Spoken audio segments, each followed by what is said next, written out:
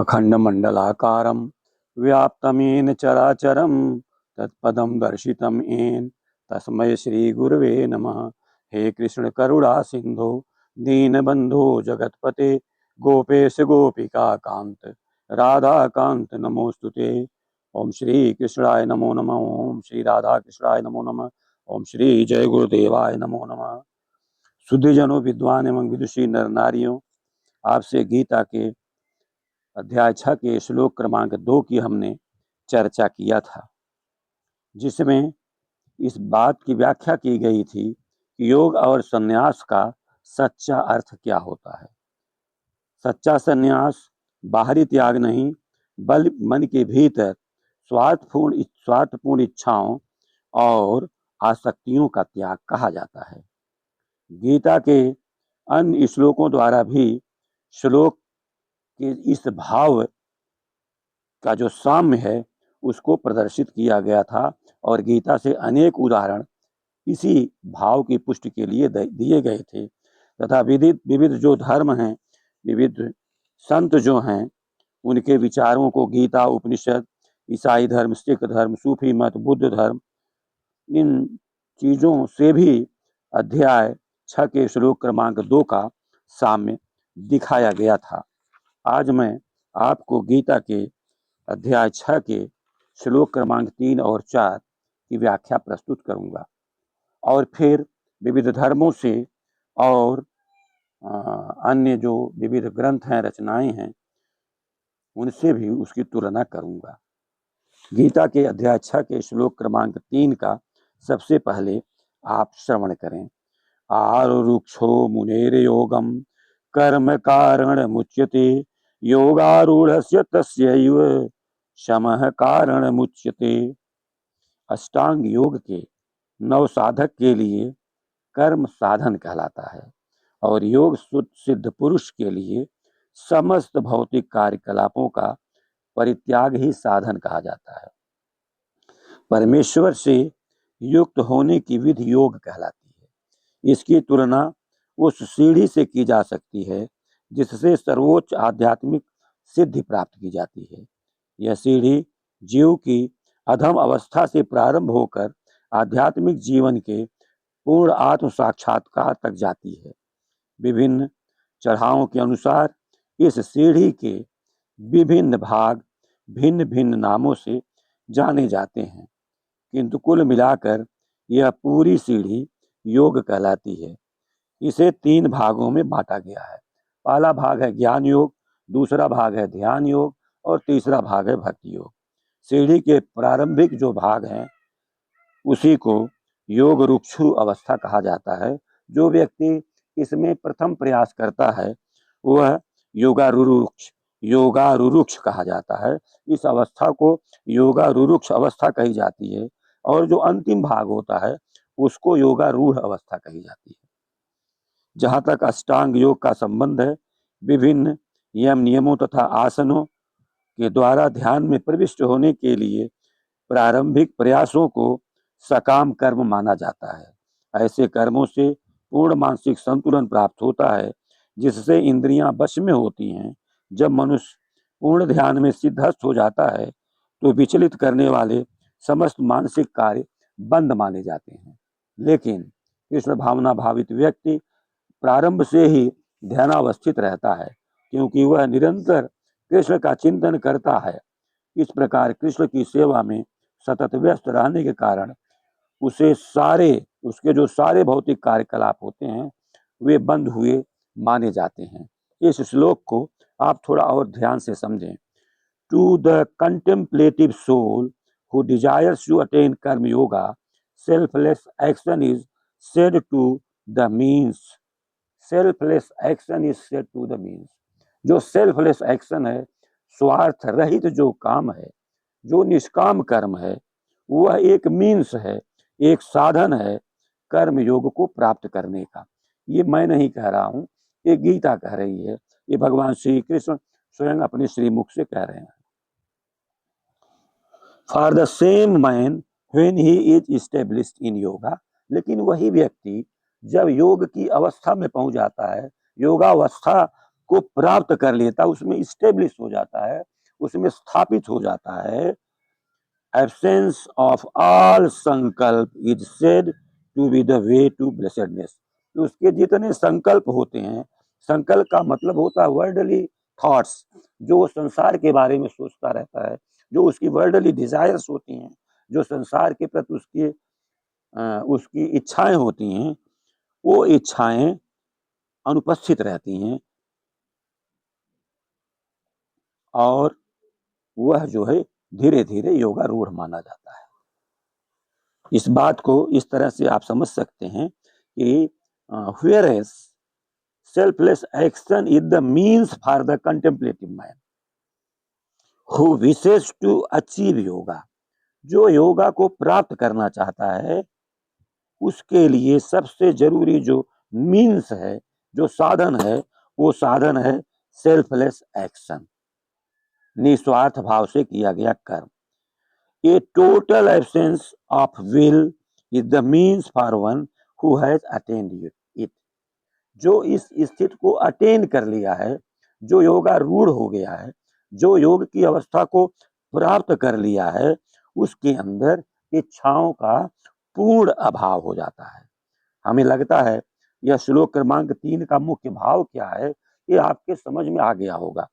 पहली चीज है सेल्फलेस एक्शन को साधन बताया गया, निस्वार्थ भाव से जो कर्म किया जाता है वो साधन है।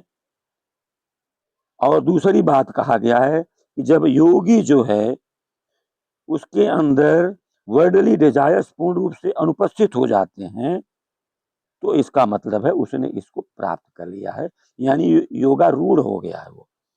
Performance of action to achieve yoga is the way for the reflective man who aspires to selfless action.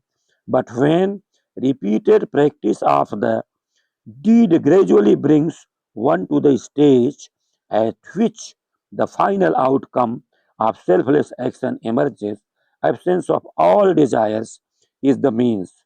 One is not rid of desires before this stage. ये संभवतः ये बात क्लियर हो गई होगी, ऐसा मैं मान करके चलता हूं। हम चलते हैं चौथे श्लोक की ओर। यदा ही नेन्द्रियार्थेषु न कर्म स्वनुसज्जते सर्व संकल्प सन्यासी योगारूढ़स्तदुच्यते। योगारूढ़ किसे कहते हैं ये बताया जा रहा है। योगारूढ़ हम किसे कहते हैं, इस बात को बड़े ध्यान से समझने की जरूरत है।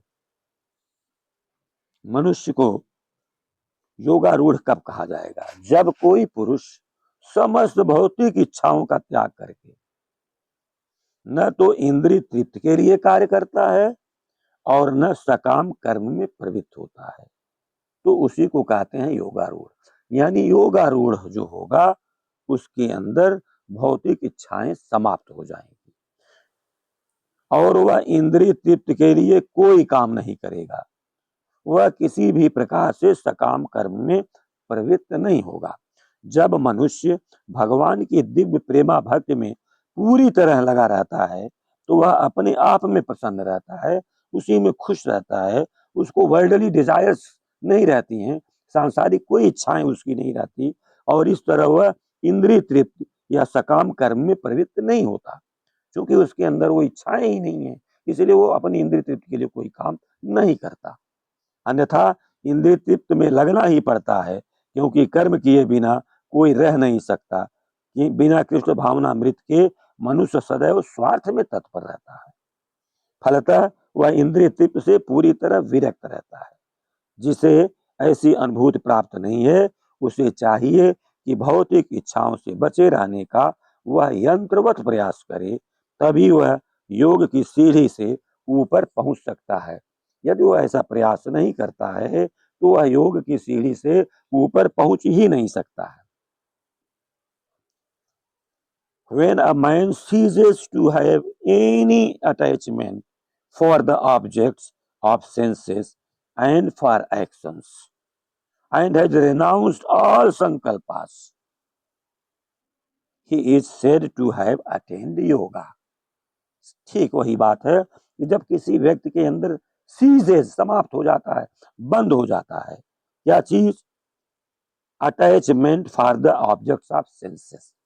जो इंद्रियों के ऑब्जेक्ट्स हैं, जो इंद्रियों के विषय वस्तु हैं, उसकी ओर से जब उसका अटैचमेंट समाप्त हो जाता है, वह नॉन अटैच्ड हो जाता है, उसका लगाव नहीं रहता है, और इस तरह उसका कार्य भी नहीं रहेगा उसके प्रति, क्योंकि जब लगाव रहेगा तभी उस लगाव की तृप्ति के लिए हम कार्य करते हैं। तो जब लगाव ही नहीं रहेगा तो उसका कार्य भी समाप्त हो जाएगा और वो सभी संकल्पों को त्याग चुका रहेगा। संकल्प का मतलब होता है थॉट्स ऑफ द वर्ल्ड, संसार का जो भाव है उसको त्याग चुका होता है। तो उसी व्यक्ति को ये कहा जाता है कि वह योगा रूढ़ हो गया है या उसे योग की प्राप्ति हो गई है। मेन बात यही है जो यह श्लोक कहना चाह रहा है। A man is said to have achieved योग when he is unattached to both sensual pleasure and action। जब उसके अंदर सेंसुअल प्लेजर की जरूरत नहीं रहती और जब सेंसुअल प्लेजर नहीं चाह रहा है तो एक्शन भी नहीं करेगा, और जब ऐसा करेगा it means that man, that person has achieved yoga and that person is yoga रूढ़। This is the stage when a man is not given to sensual pleasures, not to action. When the culmination of yoga is once reached, who is there beyond to strive and look for. So there is no longer any need of even the prescribed task of worship and therefore of attachment to action. This is the point when attachment are completely broken. This is renunciation. Renunciation, that is sannyas. And this is also achievement of yoga. While a worshipper is still on his way, and has not yet arrived at this point, there is nothing like renunciation. Krishna then speaks about the profit that accrues from the attainment of yoga, and later on I shall discuss in detail uh, this these verse number 3 and 4, and I shall compare these ideas to the ideas taken from different religions, and I shall also compare these ideas from different verses, different uh, poems, different shlokas. So thanks for watching, and I would appeal to all of you that you listen these discussions very attentively, and if you like, please like it and share it to all your friends so that the the uh, knowledge of Gita can be spread to your community. And how can we attain peace? This will be delivered to your friends and relatives. Gita is, as I have told earlier also, is not a book of any particular religion. As a matter of fact, it is a way of life.